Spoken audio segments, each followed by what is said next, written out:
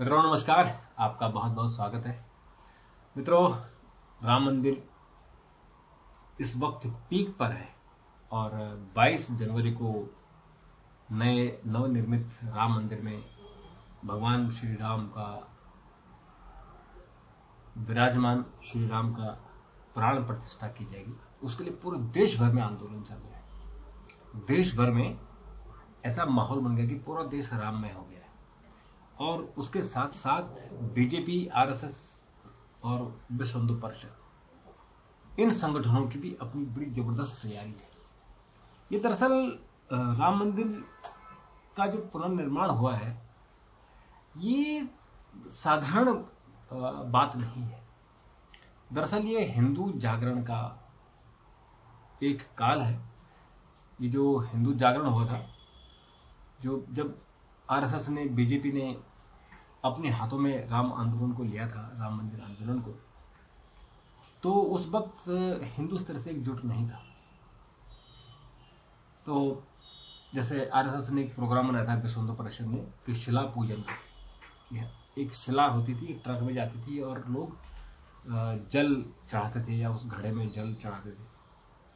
तो शिला पूजन का कार्यक्रम चला, फिर ऐसे ही कई कार्यक्रम हुए। फिर हर घर से, हर गांव से एक ईंट ली गई। वो ईंट अगर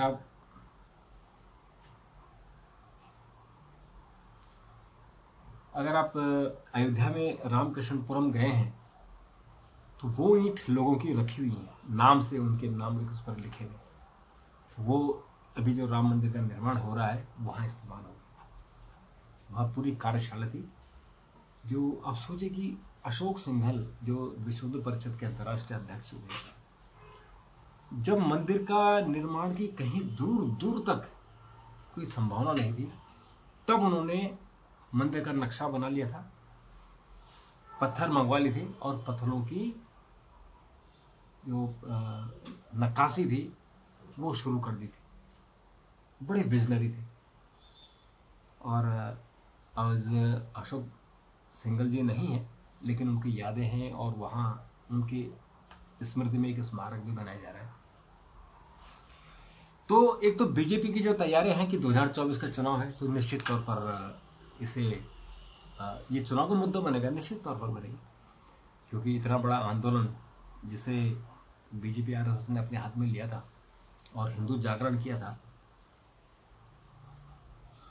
तो वो चुनाव का मुद्दा न हो, ऐसा हो नहीं सकता। तो बीजेपी की 2 जनवरी को बहुत बड़ी एक बैठक हो रही है, जिसमें सभी प्रदेश अध्यक्ष आएंगे, सभी मुख्यमंत्री आएंगे, सभी उप मुख्यमंत्री आएंगे, जेपी नड्डा अध्यक्षता करेंगे और उसमें गृह मंत्री अमित शाह शामिल होंगे और उसमें रणनीति बनाई जाएगी। 2 रणनीतियाँ उसमें बनेगी। एक रणनीति बनेगी कि जो मंदिर के लिए जो लोगों को बुलाया गया है, क्योंकि बड़ी संख्या में वहाँ लोग आ रहे हैं, तो चूँकि अयोध्या इतनी बड़ी नहीं है कि वहाँ लाखों लोगों को समा सके, लाखों लोगों का इंतज़ाम कर सके, तो इसलिए लोगों को समझाया जा रहा है कि आप 22 जनवरी को ना आएँ, उसके बाद आ जाए, क्योंकि तब भीड़ कम हो जाएगी और जो वीआईपी का मूवमेंट होगा वो भी नहीं होगा। तो बीजेपी एक तो घर घर जाके लोगों को समझाएगी और लोगों को ब्रोशर देगी, राम मंदिर आंदोलन की पूरी कहानी बताएगी। और विश्व हिंदू परिषद वाले जो अक्षर लेके आए, अक्षत यानी चावल के दाने जो अयोध्या से लेकर आए, उनको एक पुड़िया बनाकर घर घर बांट रहे हैं, सड़कों पर बांट रहे हैं, लाल चौराहे पर बांट रहे हैं, लाल बत्ती पर बांट रहे हैं, और उनसे कहा जा रहा है कि आप इसको मंदिर में रखिए और 22 जनवरी को उस अक्षत को अपने घर में छिड़किए। 21 जनवरी रात को और 22 जनवरी को 2 दिन 2 रातों को दिवाली मनाइए। हर घर में दीप जलने चाहिए और दिवाली जैसा माहौल होना चाहिए। तो ये इस कारण हिंदुओं का एक और जागरण काल शुरू होगा। घर घर में राम मंदिर होगा, घर घर में दिए जलाई जाएंगे। तो ये एक बहुत बड़ा अभियान बीजेपी का, आरएसएस का है और निश्चित तौर पर आरएसएस का फायदा चुनाव में होगा और होना भी चाहिए। इतना बड़ा ये मूवमेंट है तो उसका आंदोलन जरूर होगा। तो मित्रों, ये तो हुई हमारे जो राम मंदिर को लेकर दिन भर की चर्चाएं और इसमें पॉलिटिकल तैयारियां, बीजेपी की तैयारी, आरएसएस और विश्व हिंदू परिषद की तैयारी। तो घर घर में जो अक्षत देने की बात चल रही है, चावल के दाने उसका, और इसके बाद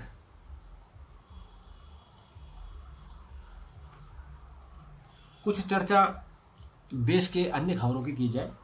मित्रों, हमारे देश में आपको पता ही है कि 26 जनवरी को गणतंत्र दिवस समारोह होता है, और इस बार का जो गणतंत्र दिवस समारोह है वो अपने आप में यूनिक है। एक तो उस पर महिलाओं को केंद्रित किया गया है, यानी नारी शक्ति के रूप में। तो उसमें तीनों सेनाओं को कहा गया कि आप महिला टुकड़ियों को वहाँ पेश करें। और दूसरा, जो प्रधानमंत्री नरेंद्र मोदी का जो स्कीमें हैं, उन स्कीमों को जिन लोगों ने लाभ लिया है उनके लिए 15,000 लोगों को स्पेशल बुलाया गया है और उनको मुख्य मंच के सामने बिठाया गया ताकि वो गणतंत्र दिवस का समारोह का आनंद ले सके। इसके बाद मित्रों, आर्मी के लिए 4 ऐसे कॉम्बैट व्हीकल, इनकी जो कारें हैं उनको इंतजाम किया गया, जिनको गणतंत्र दिवस में परेड में उनको शामिल किया गया। ये वो वाहन है जो वाहन पहाड़ों में चल सके, जो पहाड़ी जो खराब रास्ते, दुर्गम रास्ते होते हैं वहाँ चल सके वो। क्योंकि पहाड़ों में तो जब जैसे चीन ने हमला किया था तो चीन के जो टेरेंस है वो फिर भी ठीक है, भारत की तरफ बहुत खतरनाक है, लेकिन चीन की तरफ फिर भी पठारी क्षेत्र है। तो वहाँ वो जीप जैसी गाड़ियाँ हैं वो चलेंगी। उन गाड़ियों को भी 26 जनवरी में पेश किया जा रहा है, यहाँ दिखाया जा रहा है। तो मित्रों, ये 26 जनवरी के लिए। और उसके अलावा हमारे देश में एक अभी अंग्रेजों के बनाए हुए 3 कानून, आपराधिक कानून हैं, उनकी जगह नए कानून बने हैं। और उसमें जो एक कानून जो भारतीय न्याय संहिता में आर्टिकल 140(1) और 140(2) है, 141(1) और 141(2), 141 नहीं 141 है। तो 141 धारा में जो हिट एंड रन है, यानी अगर किसी की गाड़ी की टक्कर से अगर किसी की मृत्यु हो जाती है, अगर हिट एंड रन में हिट किया आपने, पुलिस को इन्फॉर्म नहीं किया, तो आपकी सज़ा 10 साल होगी। अगर आपने पुलिस को इन्फॉर्म कर दिया तो सज़ा कम हो जाएगी। इसके विरोध में ट्रक मालिक और ट्रक के जो ड्राइवर हैं वो आंदोलन कर रहे हैं। कई हिस्सों में हड़ताल हो रही है। आज मध्य प्रदेश में नागपुर में ट्रक ड्राइवरों ने जगह जगह चक्का जाम लगाया और उन्होंने मेमोरेंडम दिए। उनका कहना है कि जो ट्रक ड्राइवर होते हैं वो एक्सीडेंट एक तो जानबूझकर नहीं करते, और जो छोटी गाड़ियां हैं उनके कारण, उनकी गलती के कारण एक्सीडेंट होते हैं, लेकिन पकड़ा जाता है ट्रक ड्राइवर और लोग उसको मारने को दौड़ते हैं। तो इसलिए वो अपनी जान बचाने के लिए ट्रक छोड़कर भागता है, नहीं तो वो पिट जाए। तो इस कानून में ये लिखा हुआ है कि आपको पुलिस को इन्फॉर्म करना है, लेकिन वो पुलिस को इन्फॉर्म तब करेगा जब वो बचा रहेगा, नहीं तो लोग उसको मार देंगे, इसलिए वो भाग जाता है। तो वो कह रहे हैं कि आप इसको क्लैरिफाई कीजिए और इसमें छूट दीजिए। आप ऐसा मत करो कि एक्सीडेंट हो गया, क्योंकि एक्सीडेंट तो एक्सीडेंट है, एक्सीडेंट कोई जानबूझ के तो करता नहीं। तो उस एक्सीडेंट में एक तो इतनी ज़्यादा सज़ा नहीं होनी चाहिए, और दूसरा उसमें कंडीशन नहीं होनी चाहिए कि ड्राइवर नहीं भागना चाहिए। ड्राइवर तो अपनी जान बचाने के लिए भागते हैं। और मित्रों, इसके अलावा आज होम मिनिस्टर ने बड़ा कदम उठाया। गैंगस्टर गोल्डी बराड़ को आतंकी घोषित कर दिया है। अभी वो कनाडा में चल रहा है, और सिद्धू मूसेवाले की हत्या का ये मास्टरमाइंड था। और सिद्धू मूसेवाला नहीं, और भी बहुत सारे लोगों को ये इसमें मारने की धमकियाँ दी है। सलमान खान जैसे आदमी को धमकी दी है, और ये लॉरेंस का भी कहीं ना कहीं दोस्त या उनसे संपर्क में है। तो गोल्डी बराड़ को आतंकवादी घोषित कर दिया है। तो अब इसकी मूवमेंट यानी कनाडा से बाहर जाएगा तो पकड़ा जाएगा। मित्रों, आज हमारी आज चूँकि जनवरी का पहला दिन है, नया साल की खुशखबरी है, उसी में हमारे इसरो ने खुशखबरी दी है। ब्लैक होल के अध्ययन के लिए एक नया उपग्रह इसरो ने भेजा और सफलतापूर्वक लॉन्च किया। ये है एक्सरे पोलरीमीटर, और ये 2024 का पहले दिन का अच्छा एक जो अभियान की शुरुआत की इसरो ने। और इसरो ने पिछले साल भी चंद्रयान 3 और आदित्य L1 की सफल उड़ान भरी थी, सफल उसका प्रक्षेपण किया था।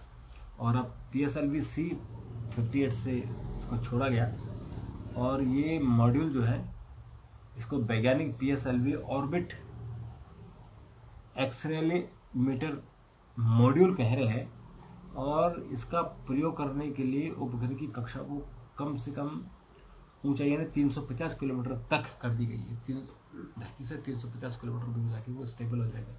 वहाँ से वो जो ब्लैक होल्स है उनका अध्ययन करेगा। और इस तरह से ये इसरो की आज बड़ी उपलब्धि रही है। मित्रों, पंजाब में एक DSP जो अर्जुन अवार्डी है, उनकी रहस्यमय परिस्थिति में मौत हुई है, और वो अपने दोस्तों के साथ नए साल मनाने गए थे। तो उसमें भी एक डाउट है कि ये जो नए साल इनके मित्र हैं, क्या वो ऐसा तो नहीं कि मित्रों के साथ झगड़ा करने के बाद ऐसा हुआ। तो उसकी जांच चल रही है। मित्रों, आज नए साल के मौके पर दिल्ली के लोग, ऐसा लगा कि सब लोग दिल्ली के इंडिया गेट की तरफ आ गए। पूरा इंडिया गेट के आसपास का पूरा इलाका ट्रैफिक जाम से भर गया। पब्लिक ही पब्लिक। उस पब्लिक को कंट्रोल करने के लिए पुलिस के हाथ पांव फूल गए, और पुलिस ने रिक्वेस्ट की थी लोगों से कि ना आए, लेकिन लोग आए और चारों तरफ भीड़ कर दी। तो मित्रों, इसके अलावा जो कुछ और खबरें, जैसे कि आज CJI यानी चीफ जस्टिस ऑफ इंडिया का आज इंटरव्यू छपा है, PTI भाषा ने दिया है, और उन्होंने 370 और समलैंगिक विवाह पर बोलने से तो इनकार कर दिया, लेकिन उन्होंने अयोध्या पर बात की और कहा कि अयोध्या मंदिर का जो डिसीजन सुप्रीम कोर्ट ने दिया था, वो इसलिए दिया था कि लंबे समय से एक संघर्ष चला रहा था, इस संघर्ष का खात्मा करना था। तो इसलिए 5 जजों ने सहमति के आधार पर अपना इसमें डिसीजन दिया था, और इसलिए आज हम राम मंदिर का उद्घाटन हो रहा है, वो सुप्रीम कोर्ट के निर्णय के कारण।